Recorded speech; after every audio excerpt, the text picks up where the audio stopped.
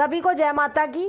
मैं माँ काली माँ दूतनी दरबार की तरफ से आज जिस मनुष्य से माता पाथरी वाली रुष्ट है, जिनके घर में माता पाथरी वाली के रुष्ट होने के ये संकेत देखे जा रहे हैं, तो इनको हम किस तरीके से मना सकते हैं और किस प्रकार से इनकी सेवा साधना कर सकते हैं और कैसे हम इनका भोग आदि निकाल सकते हैं बिना किसी गद्दी दरबार पे जाए। तो इसी विषय में मैं आपको एक छोटी सी जानकारी देने जा रही हूँ वीडियो के माध्यम से कि अगर जिसके घर में माता पाथरी वाली की खोड़ मानी गई है, जिस घर में माता रानी चिंगड़ जाती है, तो इनको कैसे मनाया जाता है और कैसे इनका भोग प्रसाद आदि निकाला जाता है, कैसे इनकी सेवा उठाई जाती है। क्योंकि माता पाथरी वाली एक इतनी अच्छी देवी मानी गई है, इतनी भी गुणगान करेंगे वो कम है।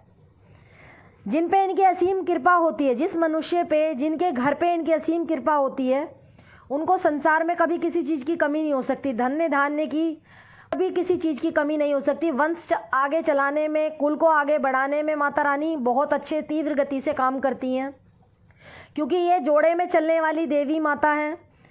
ये माता शीतला के जोड़े में भी चलती है, माता चौगानन के जोड़े में भी चलती हैं, और ये बावरियों के जोड़े में भी चलती हैं, माता काली के जोड़े में भी चलती हैं। और किसी किसी घर में ये खुद कुल की देवी स्वयं मानी गई हैं, जिनकी कुल की देवी हैं, जिनके घर में इनकी लाग होती है।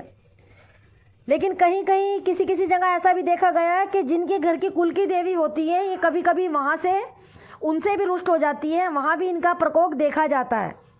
और वो प्रकोप कैसा देखा जाता है कि खुद हमारे स्वयं की कमी से, हमारी खुद की ही कमी होती है जिसको हम करके भूल जाते हैं, और जिसमें माता रानी काफ़ी लंबे समय तक देखती हैं कि अब याद आएगा, अब याद आएगा, परंतु वो दिमाग से बिल्कुल हमारे उतर जाता है।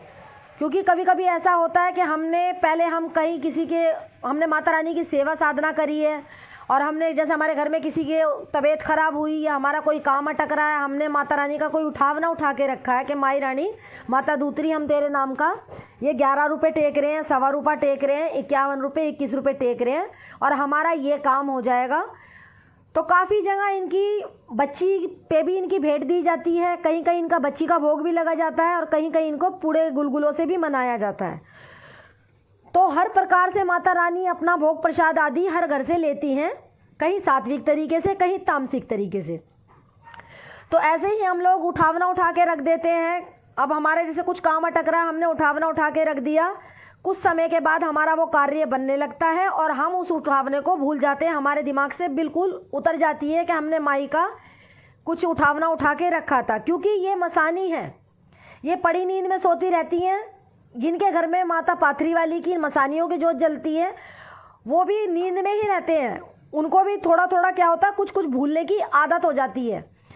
तो हम ये उठावना उठा के रख देते हैं, और हमारा कुछ समय के बाद क्या होता है, यही हमारे धीरे धीरे काम बिगाड़ने लगती हैं, हमारे घर में खंडित मचाने लगती हैं, घर में बीमारियां डाल देंगी, कलेश डाल देंगी, और रुष्ट होने का इनका प्रकोप देखा जाता है।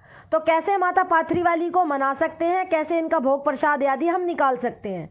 तो माता दूतनी की 11 दिन की सेवा भी उठा सकते हैं, 21 दिन की सेवा भी उठा सकते हैं, 41 दिन की सेवा भी उठा सकते हैं। तो आपको जैसे 11 दिन की आप सेवा उठा रहे हो, तो 11 दिन तक आपको कंटिन्यू सरसों के तेल की इनकी जोत होएगी, जोड़े में बाती आपको लगानी पड़ेगी। अगर ये आपके कुल की देवी हैं तो आप माता काली के साथ इनकी जोड़े में जोत लगा सकते हो 2 बत्ती से। और अगर आपकी कुल की देवी नहीं है, अगर आपने कार्य बने हैं, तो आप इनको किसी के जोड़े में भी चला सकते हो, बावरियों के जोड़े में भी चलती हैं।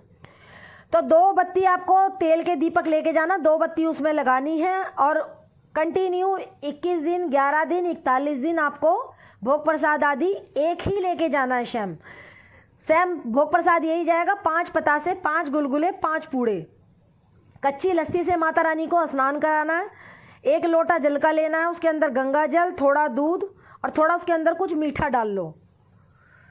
तो इस तरीके से आपको 41 दिन, 21 दिन, 11 दिन माता रानी का थान सींचना पड़ेगा। कहीं छोटे छोटे मंड बने रहते हैं, जैसे स्थान बने रहते हैं, 2 ईंटों के लगे रहते हैं, कहीं कहीं माता रानी की प्रतिमा भी रखी रहती है। किसी किसी जगह माता रानी की प्रतिमा भी देखी गई है, वहाँ भी आप जाके माता पाथरी वाली की सेवा उठा सकते हो। कर सकते हो, परंतु इनकी अकेले में जोत नहीं लगानी है। अगर ये आपकी स्वयं कुल की देवी है तो इनको आपको जोड़े में ही आपकी इनके बत्ती लगानी पड़ेगी। 2 बाती आपको रुई की लगानी है दीपक में। आप इनको किसी के जोड़े में लेके चलोगे, अगर आपके कोई कुल के सेवादार हैं तो आप सेवादार के साथ भी इनकी जोड़े में बत्ती लगा सकते हो। इस तरीके से माता रानी को आप मना सकते हो। इनके नाम का गहना उठा के रखना पड़ता है माता पाथरी वाली का। जब आपको पहले दिन आपको सेवा उठानी है तो आपको इनके एक लाल कलर का सूट लगाना पड़ेगा या फिर हरे कलर का सूट, हरे कलर की ले लो या फिर लाल कलर की ले लो। साथ साथ चूड़ी जाएगी आपकी कुल की देवी के नाम की और माता पाथरी वाली के नाम की। बांध के आपको चूड़ी सूट के अंदर ही रखनी है और उसमें 11 रुपए की आप अरदास लगा के रख सकते हो। जब तक आपकी सेवा चल रही है पहले दिन आपका ये रखा जाएगा। लास्ट वाले दिन आपको माता रानी को आपको लाल कलर की चुंदरी चढ़ाई जाएगी और लास्ट वाले दिन आप माता रानी की कढ़ाई भी कर सकते हो। पूरे गुलगुले की आप घर में कढ़ाई दे सकते हो।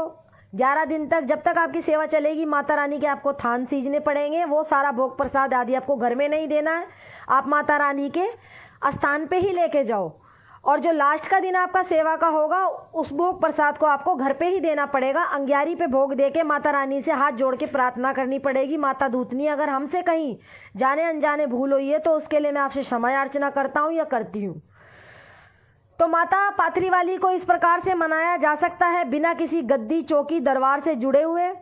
माता रानी की ऐसी कृपा हम पा सकते हैं क्योंकि ये बहुत तीव्र गति से काम करने वाली होती हैं। वंश को आगे बढ़ाने वाली देवी मानी गई हैं और धन्य धान्य में सबसे ज़्यादा तीव्र गति से काम करती है माता पाथरी वाली। और जो अगर कोई हम पे कोई कर्तव्य करके भेजता है या जैसे देखा जाता है किसी ने कोई हमारे ऊपर कर्तव्य कर दिया है तो उसका भी काट करने में सबसे तीव्र गति से माता पाथरी वाली कार्य करती हैं क्योंकि ये माँ जगदम्बा का ही स्वरूप मानी गई हैं माता दूतनी। तो ये छोटी सी वीडियो मैंने चैनल के माध्यम से बना के डाली है।